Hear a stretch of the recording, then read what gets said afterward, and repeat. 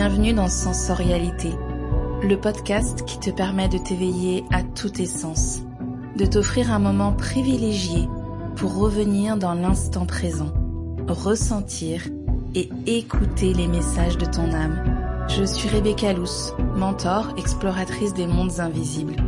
Chaque semaine, je t'invite à un temps rituel, guidance, introspection, inspiration et connexion seront les mots magiques pour mieux te connaître et redonner les pleins pouvoirs à ton énergie féminine, celle qui sait, ressent et perçoit.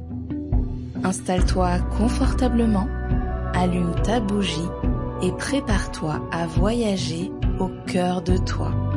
Bonne écoute.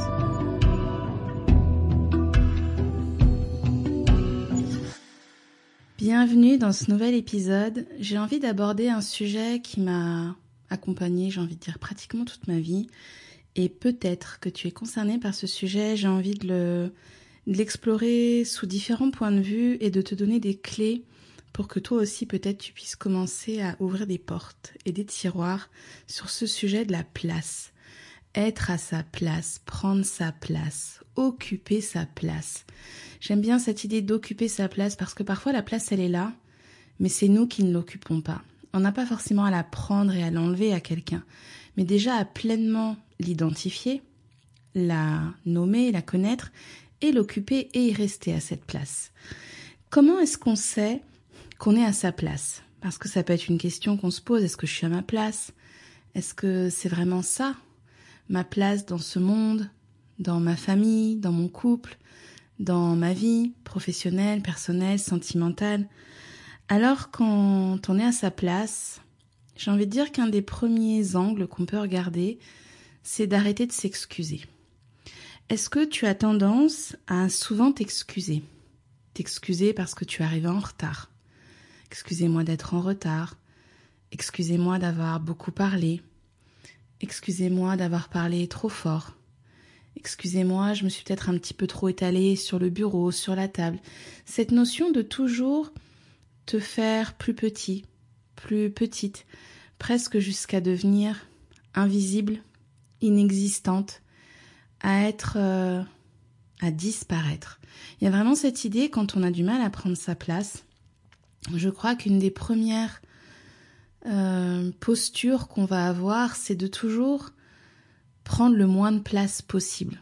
Surtout qu'on nous voit pas, qu'on nous entende pas, se faire discret, discrète, presque s'éclipser, ne pas être mis en lumière quand c'est un moment de célébration, que ce soit le jour d'un anniversaire, une réussite personnelle, un diplôme, un contrat. Cette idée d'avoir du mal à ce que le projecteur soit sur toi et à être exposé, à être montré au monde. Ça, je dirais que c'est peut-être le premier point à regarder, cette posture d'excuse et d'invisibilité, de vouloir presque s'effacer jusqu'à devenir invisible et finalement, ne pas du tout occuper ta place. Un deuxième point qui me paraît intéressant de regarder, c'est: est-ce que tu poses ton nom ? Est-ce que tu arrives à dire non ?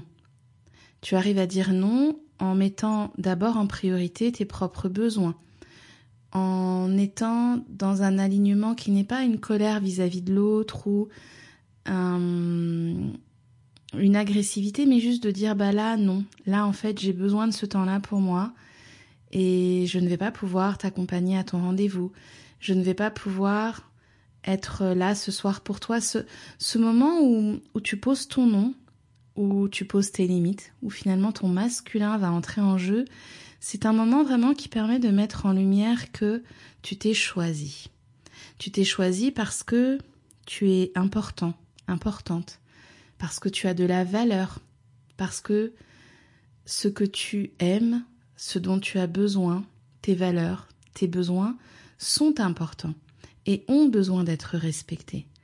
Et peut-être que si tu as tendance à toujours te sacrifier, à toujours dire oui à tout le monde, tu es en train de te dire non à toi.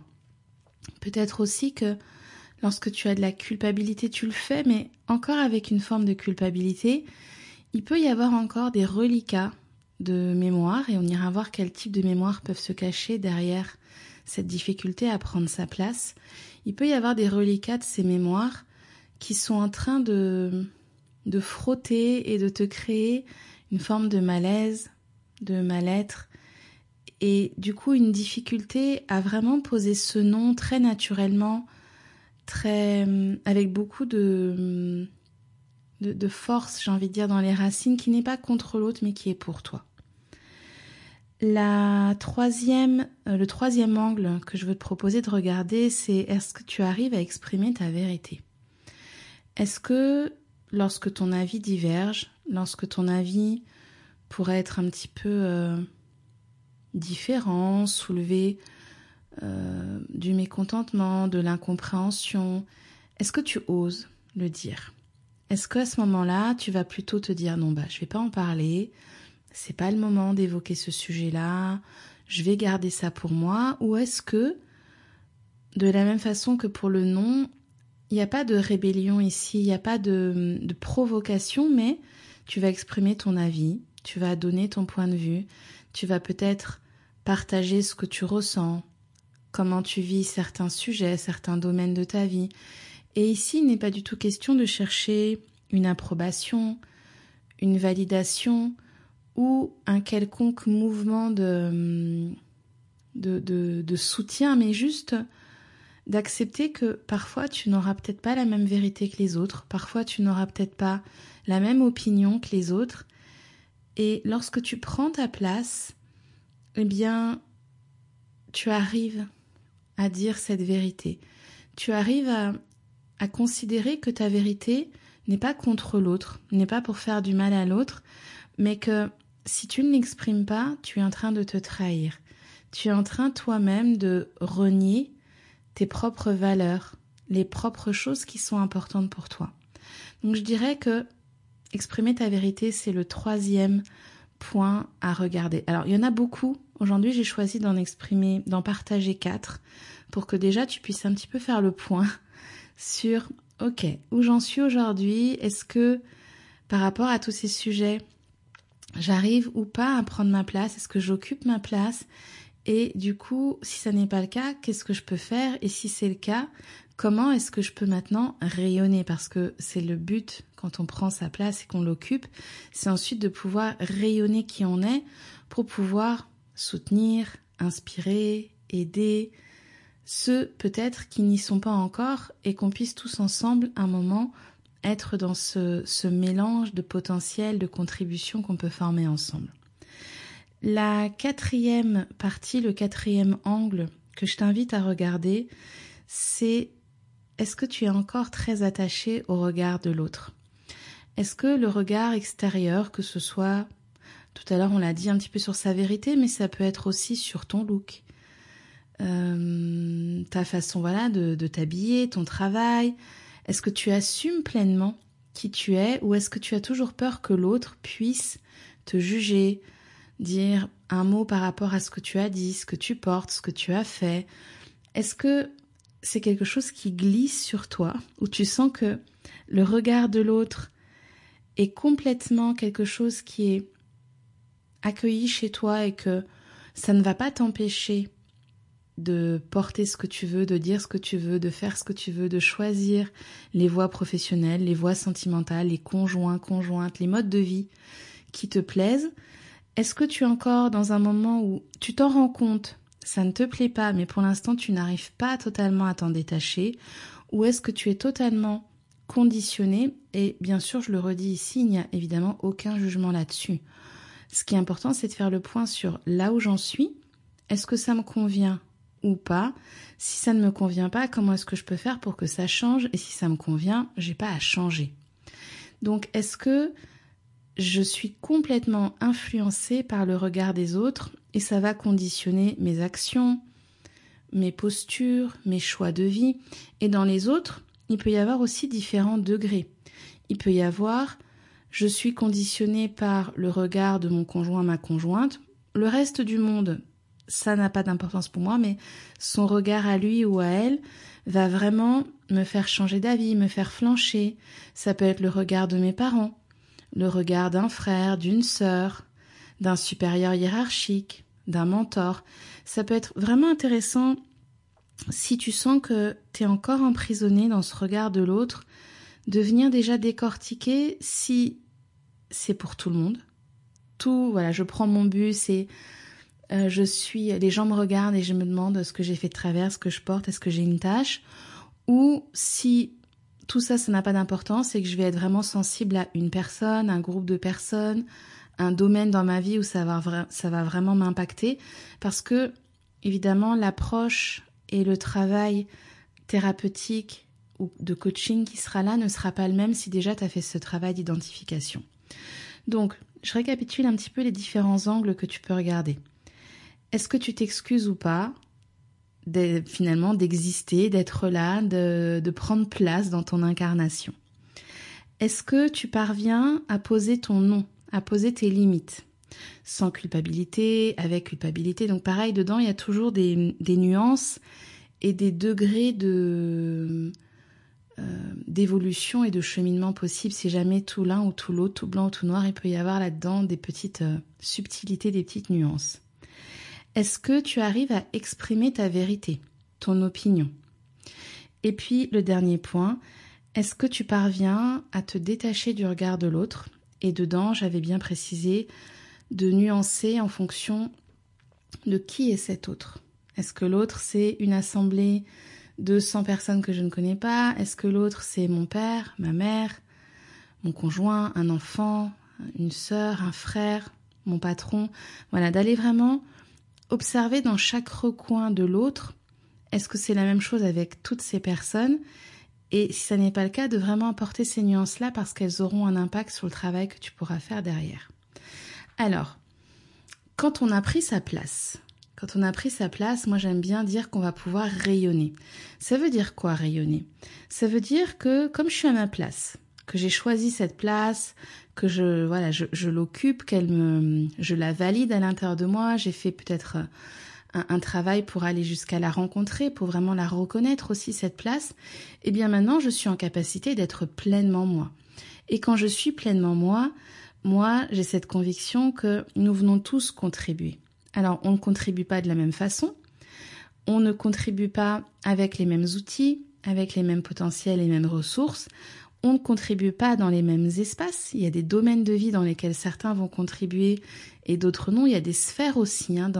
On va avoir des sphères plus familiales, des sphères beaucoup plus sociales où on va vraiment avoir besoin d'être dans un impact et toucher beaucoup de personnes. Il va y avoir peut-être des gens qui vont avoir un rôle à jouer à l'étranger, d'autres dans leur cocon familial, d'autres peut-être dans leur famille, être vraiment cette personne qui va avoir un impact sur la lignée, sur la famille, d'autres qui vont peut-être être venus pour impacter professionnellement, je sais pas, dans la santé, dans la femme, dans la justice. Il y a vraiment, on a tous des parcours de vie, des chemins de vie et des chemins d'âme différents. Et ce qui compte, c'est d'être à sa propre place, non pas d'envier celle des autres ou de renier la sienne, mais c'est vraiment tout ce travail où on accepte la sienne. D'ailleurs, je fais un petit aparté là, mais si c'est des questionnements qui sont là pour toi, c'est vraiment ce que j'aborde dans l'accompagnement Éclore où pendant 5 mois, je t'accompagne et on vient mettre des mots, mettre de la conscience sur qui tu es, te souvenir de qui tu es, de ce que ton âme elle est venue réaliser ici. Et puis ensuite, il y a tout un travail de libération pour que justement tu puisses être pleinement toi, suivre l'appel de ton âme et poser des actions qui t'aident à être à ta place. Donc ça, voilà, je fais un petit aparté, mais ça peut peut-être t'intéresser si ce sujet est important pour toi. Et quand on a pris conscience de cette place et qu'on est à sa place, eh bien, chacun peut rayonner sa magie.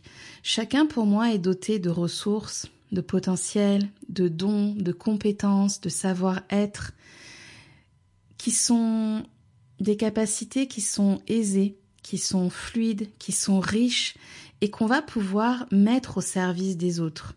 Comme je disais, voilà, on n'a pas tous les mêmes capacités, on n'est pas tous là pour être accompagnants, soignants, thérapeutes. Il y a des gens qui vont venir ici mettre aussi leur innovation en jeu, qui vont mettre leur franc-parler, qui vont mettre leur humour, qui vont mettre leurs inventions, leur côté pratico-pratique. Et ce qui est intéressant, c'est que chacun soit dans sa lumière, que chacun soit dans sa magie. Et à ce moment-là, se passe pour moi quelque chose que je trouve magique, c'est ce moment où on n'a pas envie d'être quelqu'un d'autre. On aime être soi et on aime offrir ce qu'on a à l'autre. Et là, il y a quelque chose de très généreux et de très collaboratif qui va se passer, c'est que on va tisser des liens. On va tisser des liens parce qu'on n'est plus dans l'envie, on n'est plus dans la jalousie, on est dans la pleine générosité de qui on est et on peut le proposer au monde. Alors quand on n'y est pas, parce que ça n'est ni inné, on ne se lève pas le matin de son berceau en sachant exactement qui on est, puisqu'il y a ce qu'on appelle le voile de l'oubli, qui va nous mettre dans un flou, dans une sorte de flottement, de brouillard, qui nous a fait oublier qui nous étions, nos ressources, nos capacités, notre magie personnelle, notre médecine personnelle. Et tout le travail de cette incarnation va être de vivre des expériences, des rencontres, des épreuves qui vont nous permettre de lever les voiles. Et on lève les voiles les uns après les autres. Et lorsque les voiles sont levés, on commence à rencontrer ce que je vais appeler moi la nature profonde, l'essence de qui on est. Et on commence à rentrer en contact avec notre âme et à pouvoir vraiment être dans ce plein rayonnement de qui nous sommes. Alors, où est-ce que ça se passe quand on n'y est pas? Il y a plusieurs endroits. Ce sont des endroits que moi j'explore parce que je les trouve tous très riches et ce sont des espaces qui vont avoir des façons d'y aller, des façons de travailler différentes. Je vais vous les citer aujourd'hui et si jamais c'est un espace qui t'intéresse, un voyage qui t'intéresse, sache que très prochainement, je vais proposer un de ces espaces vraiment de façon spécifique et concentrée. Ça peut se passer chez l'enfant intérieur. Nombreuses de nos blessures et de nos limites ont commencé à ce moment-là parce que c'est le moment où on va commencer à exprimer qui nous sommes, à vivre socialement des expériences, des doutes, des accomplissements, des réussites, des échecs. Et on va commencer avec lui à engrammer de l'information, à engrammer les premières mémoires blessantes, douloureuses, souffrantes. Alors tout un travail chez l'enfant intérieur peut vraiment être très aidant. C'est quand même souvent par lui qu'on va commencer en thérapie, en analyse, parce qu'on commence à revisiter l'histoire qu'on connaît. On commence à revisiter notre passé, les souvenirs que nous avons dans cette incarnation. Donc c'est souvent un travail qui est abordé un peu plus facilement que les autres parce que il est déjà beaucoup plus facile d'accès par notre conscience. C'est plus facile de se dire que si, je ne sais pas, nos parents décèdent très jeunes, on va vivre, je le caricature et je le raccourcis très vite, on va vivre une blessure d'abandon et donc on va peut-être avoir du mal à s'attacher, on va avoir peur d'être trahi, d'être abandonné de nouveau, on va avoir du mal à entrer en relation avec une personne. Bon voilà, je vous le grossis un petit peu le tableau, mais on arrive quand même assez facilement à pouvoir rentrer dans ce type d'informations et à comprendre les liens qui se font. Il y a un deuxième espace qui devient déjà un peu plus difficile d'accès parce que il part déjà de la croyance que nous nous réincarnons et que nous avons plusieurs incarnations. Si déjà ça ne fait pas partie de tes croyances, tu pourras avancer un petit peu. Si ça fait partie de tes croyances, on va accéder à ce que j'appelle les mémoires karmiques. Si tu as répété plusieurs fois un schéma où tu as été réduit, on a dit que tu ne savais pas, où on t'a pas permis de mettre en lumière tes dons, où tu as été systématiquement comme enfermé, emprisonné dans ta petitesse, eh bien c'est sûr que tu arrives déjà avec un bagage, avec un sac à dos qui va t'amener quelques difficultés supplémentaires pour pouvoir pleinement rayonner ta médecine, ta magie et accéder à ces potentiels parce que tu pars déjà du principe que tu n'en as pas. Et ça peut se loger dans les mémoires karmiques. Donc pour ça, on va se connecter aux annales akashiques et on peut faire des soins de libération, on peut faire de la reprogrammation par le verbe, on peut faire des rituels, on peut faire des soins énergétiques. Il y a différentes pratiques, mais en tout cas, on peut venir défaire un schéma limitant qui se répète et qu'on n'a plus envie de voir se répéter. Oui, j'aurais peut-être dû commencer par ça quand j'ai parlé des mémoires. La bonne nouvelle, et moi je l'ai expérimenté et je l'expérimente avec les personnes que j'accompagne depuis maintenant de nombreuses années, on n'est pas obligé de garder notre bagage et puis de dire je l'aime pas, je le trouve pas beau, mais je peux pas changer. Non, quand on a décidé de s'engager pour soi, d'y mettre une forme de rigueur, de discipline, d'engagement, qu'on y va vraiment, eh bien il est possible de défaire ces schémas limitants et de trouver des postures qui nous conviennent. Alors oui, ça prend du temps. Oui, ça ne se fait pas en un claquement de doigts ni un coup de baguette magique, mais ça fonctionne et c'est possible. Et le dernier sujet, et celui-là je prendrai le temps d'ouvrir un autre épisode sur celui-là parce que c'est de lui dont je vais vous parler dans les prochaines semaines, ce sont les mémoires transgénérationnelles, les mémoires familiales. Pourquoi gros sujet ? Parce que en tant qu'être humain, nous avons tous, qu'on le reconnaisse ou pas, un besoin d'appartenance. Un besoin d'appartenir à un clan. Le premier clan auquel nous appartenons, c'est notre famille. Qu'elle soit aimante, qu'elle soit présente, absente, dysfonctionnelle, on l'aime. On l'aime parce que c'est le premier système qui va nous accueillir, qui va nous reconnaître en tant qu'être humain. Parfois, cette famille peut être malade, avoir des comportements qui ne sont pas reconnus comme étant de bons comportements. Des membres de la famille peuvent mal se comporter. Mais pourtant, c'est notre famille. Et tant qu'on ne commence pas à creuser ce système, à soulever les tapis qui sont très sales, à se libérer des loyautés, des schémas qui ne nous correspondent pas, à reprendre une place qui est la nôtre au sein de cette famille, de cette lignée, eh bien, on n'arrive pas, dans le monde, à prendre sa place non plus.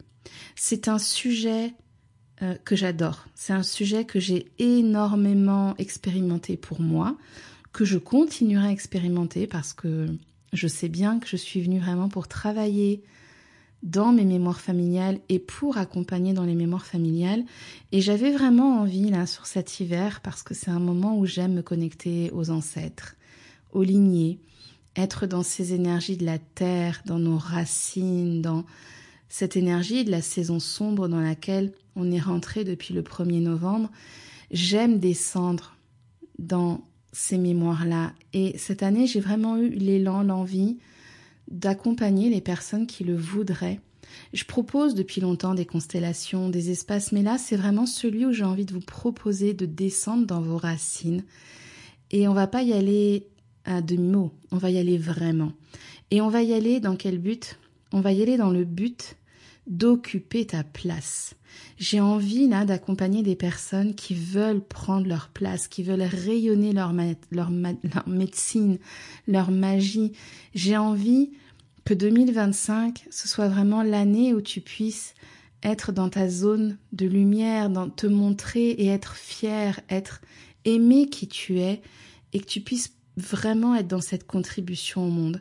Alors si tu sens que c'est ton moment, que ce que je suis en train de dire là, ça provoque des émotions, de la chaleur, il se passe quelque chose à l'intérieur de toi. Je vais bientôt en parler, mais j'ai déjà créé un cercle que j'offre le 4 décembre. Je vais mettre le lien aussi sous l'épisode pour pouvoir justement présenter cet accompagnement, pour expliquer tout ce qui se passe autour de la problématique de la place, te permettre de faire le point, parce que parfois on croit que, mais en faisant une petite pratique que je vais vous proposer pendant le cercle, on se dit « Ah, finalement, c'est pas tout à fait ce que je pensais », dans un sens comme dans un autre. Hein.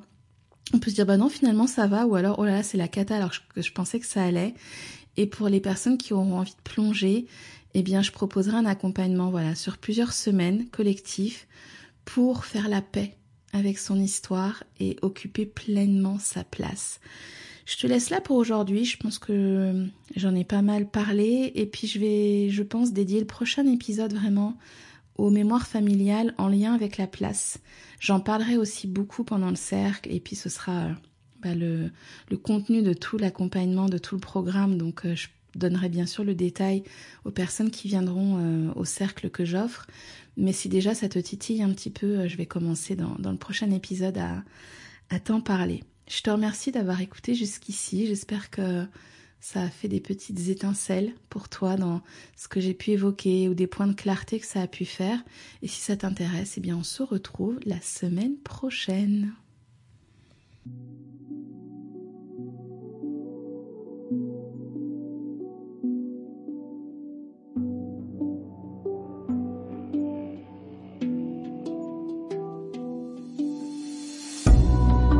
Maintenant que tu es pleinement connecté à ton énergie féminine, offre-toi un temps à l'ombre du podcast pour ancrer et déposer les messages, les ressentis, les perceptions qui ont pu te traverser. Si tu as apprécié ce moment, je t'invite à faire briller sensorialité avec des étoiles, des petits mots doux sur ta plateforme d'écoute préférée ou sur Instagram, et à le partager à une personne chère qui pourrait elle aussi profiter de ce précieux rituel.